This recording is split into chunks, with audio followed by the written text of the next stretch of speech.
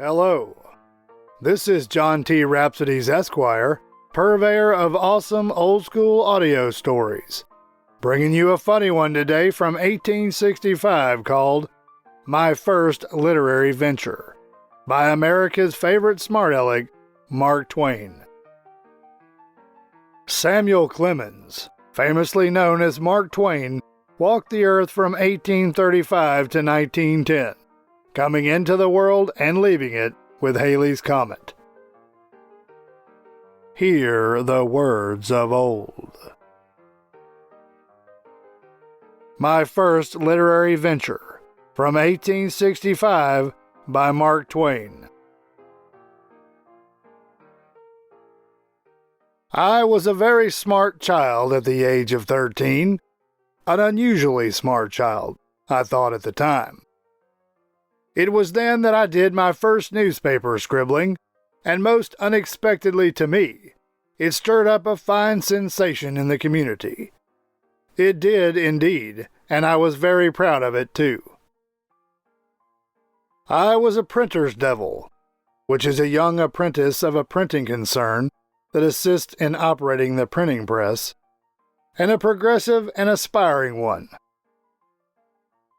My uncle had me on his paper, the Weekly Hannibal Journal, $2 a year in advance, 500 subscribers, and they paid in cordwood cabbages and unmarketable turnips. And on a lucky summer's day, he left town to be gone a week, and asked me if I thought I could edit one issue of the paper judiciously. Didn't I want to try? Higgins was the editor on the rival paper. He had lately been jilted, and one night a friend found an open note on the poor fellow's bed, in which he stated that he could not longer endure life and had drowned himself in Bear Creek. The friend ran down there and discovered Higgins wading back to shore. He had concluded he wouldn't. The village was full of it for several days, but Higgins did not suspect it. I thought this was a fine opportunity. I wrote an elaborately wretched account of the whole matter, and then illustrated it with villainous cuts engraved on the bottoms of wooden type with a jackknife. One of them, a picture of Higgins wading out into the creek in his shirt, with a lantern, sounding the depth of the water with a walking stick. I thought it was desperately funny, and was densely unconscious that there was any moral obliquity about such a publication.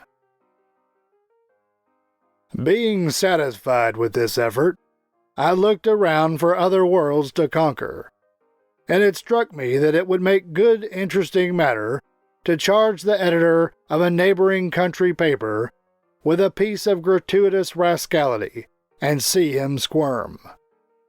I did it, putting the article into the form of a parody on the burial of Sir John Moore, and a pretty crude parody it was, too.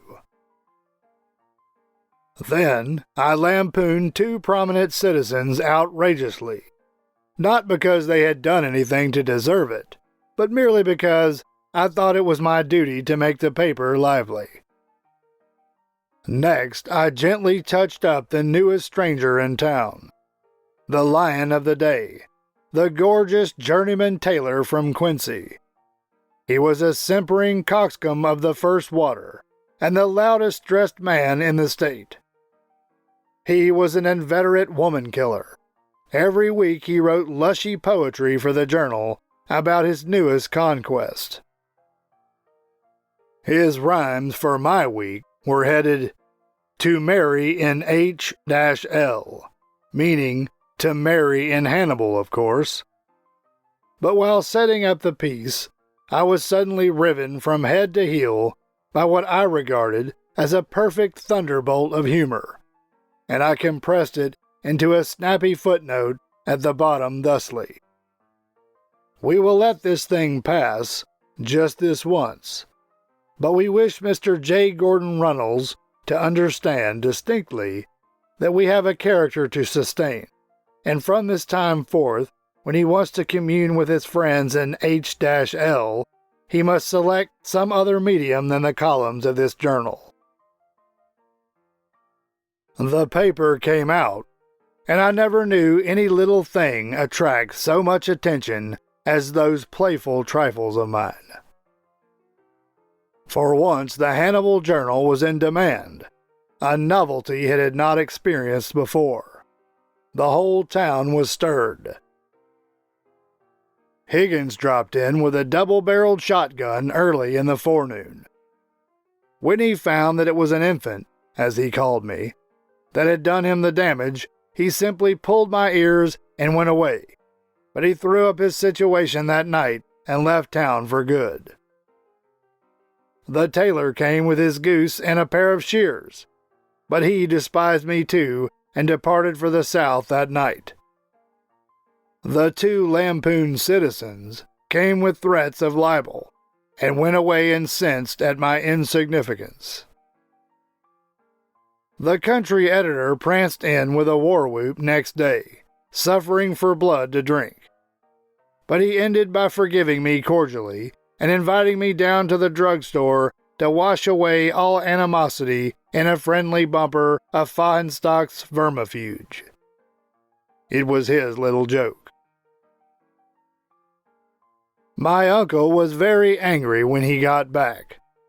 Unreasonably so, I thought, considering what an impetus I had given the paper, and considering also that gratitude for his preservation ought to have been uppermost in his mind, inasmuch as by his delay he had so wonderfully escaped dissection, tomahawking, libel, and getting his head shot off.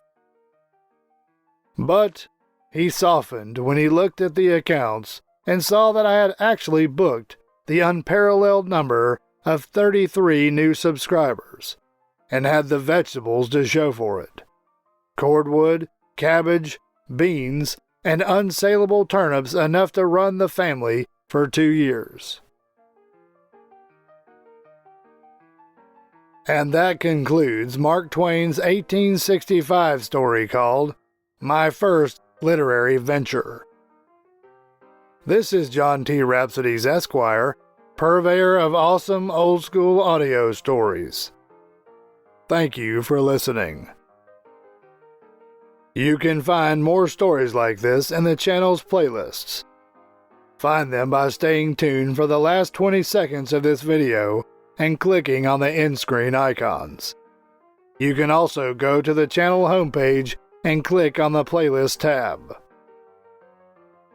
If you enjoyed this story and would like to hear more, please help me earn the warm embrace of Mr. and Mrs. YouTubes who look with loving favor upon those channels whose listeners faithfully download the YouTube app, create an account, subscribe to this channel, like, comment, click the notification bell, and share the videos with their friends so that they too can hear the words of old.